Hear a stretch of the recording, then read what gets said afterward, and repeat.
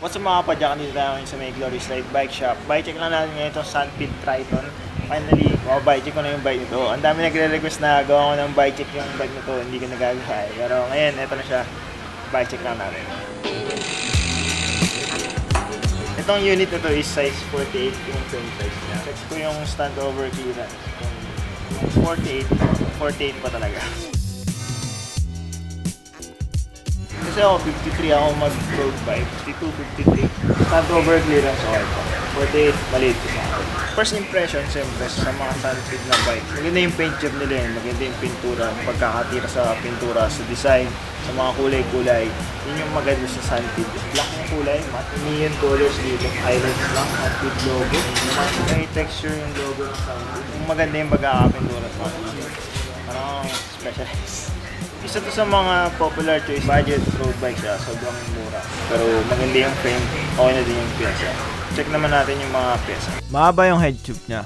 Hindi ko lang masipat kung diretso ba o tapered kasi mukhang mas mataba dito pero mukhang diretso siya. Pero maganda kasi smooth siya na kapantay lang ng fork. Very seamless yung design along with the fork. Yung ganyang little details nakakadagdag sa ganda ng aesthetics ng bike na to. Quick release lang yung bike na to sa fork at sa frame. Hindi diretso yung top tube nito, medyo pababa pa. Drop yung seat stays. Ganyan yung modern design trend sa mga road bikes ngayon. Nakababa yung seat stay. Triangular yung shape ng tubing sa down and top tube. Yung seat tube naman bilog. 27.2 siguro to kasi medyo payat.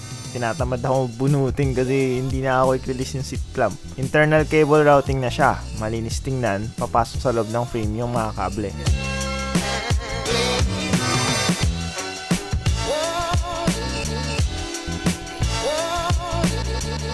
2x8 speed yung driveline setup niya. Sensor reflex yung RD, sensor reflex din yung FD, yung brake and shifter lever as well sensor reflex. Dito sa sensor reflex, isa lang yung paddle niya. Kung gusto mo mag-shift papunta sa maliit na gear, half press lang. Pag papunta naman sa malaki, long press dapat. Mababaw, saka malalim. So ganun mag-shift dito eh. Ganun sa ganun. Medyo nakakalito pero SRAM style yung ganun. Sa Shimano kasi dalawa yung paddle para sa up and down shifts. Sa Sensa, isa lang. Meron akong Sensa reflex na drivetrain. Nakakabit sa mini velo. Okay naman, hindi pa nag-issue yung drivetrain. Talagang sanayan lang talaga na gamitin yung shifter nun kasi nakakalito sa una. Minsan mamamali ka or minsan pag preno ka masiship mo. Parang sanayan lang talaga na pagka. Lalo syempre ako sinasanay ako sa Shimano. Dalawa yung battle cage mount niya. Size 48 to, alloy frame. Alloy din yung fork. 8 speed yung cassette. I'm not sure kung cassette type na to. Busy yung mekaniko eh, ayaw ko mga abala. Yung cassette na to, 1128 lang, pang road bike setup talaga. Pro wheel yung crankset, alloy yung crank arms, 2x notch road chain rings. C-star yung brake calipers, may adjustment pa dito. Alloy na din yung calipers.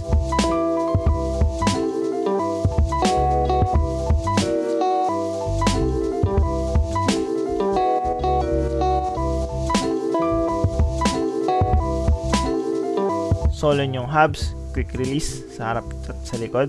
Alloy rims, 700/25C yung stock tires, Chinese brand. Pang road bike talaga.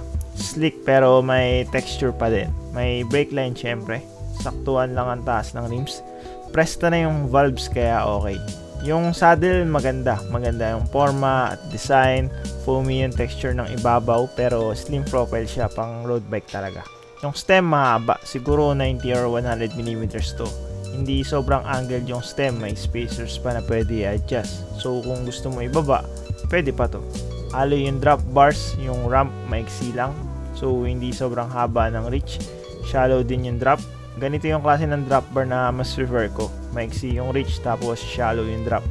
Meron na din na inline barrel adjuster, pang adjust on the fly ng FD para ma-fine tune mo yung cable tension ng FD kahit nakasakay ka sa bike.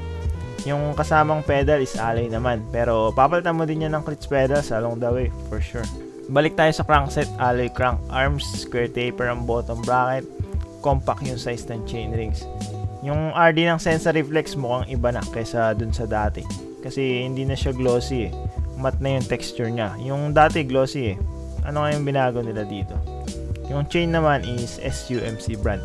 Etong Sunpeed Triton kasi, may alam mo dyan na dalawang issue.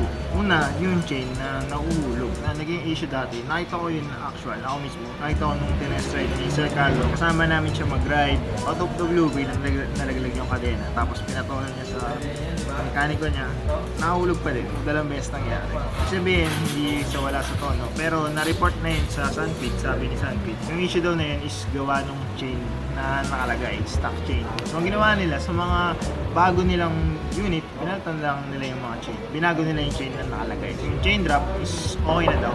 Yung sabi sa akin, yung balita sa akin, okay na daw yung chain drop. Ayos na, wala na yung issue na yun.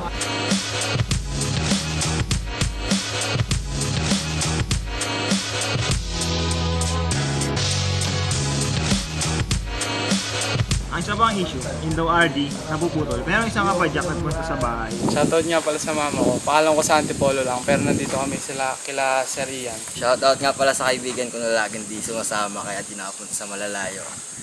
Ingat ka. Salamat po. Sige po.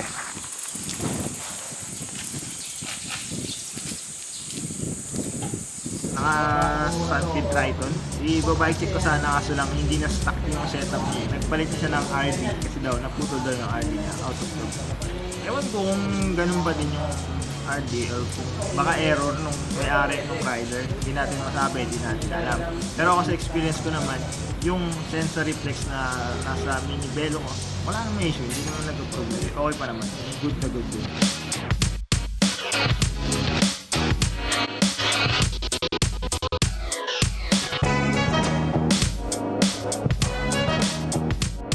Yun lang yung alam ko, yun lang yung pwede ko masabi dito sa bike na to. Tinry ko din i-ride ng konti yung bike na yun. Doon lang sa tapat ng bahay namin. Okay naman. So yun lang, Sunpeed Triton available dito sa Glorious Ride Bike Shop. Kung naghahanap kayo ng ganito, meron dito. Sizes, naman ko lang ano size yung available. So yun lang.